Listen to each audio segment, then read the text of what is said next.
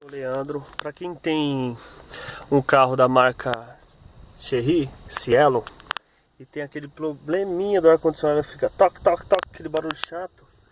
Essa entrada aqui, ó, de ar, essa entrada aqui que fica subindo e descendo, que tá danificada.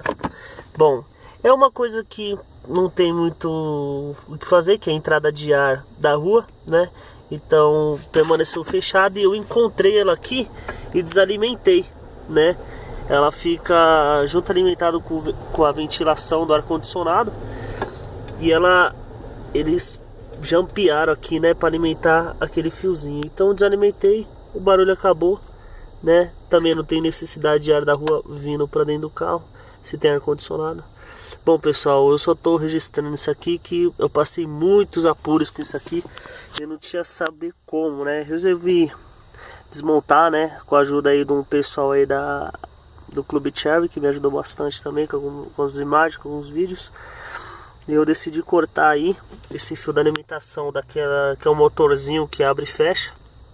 E é isso aí, pessoal. Aqui sempre arrumando, né? Mais pra frente eu vou postar algumas coisas aí sobre a preparação e modificação do carro, né?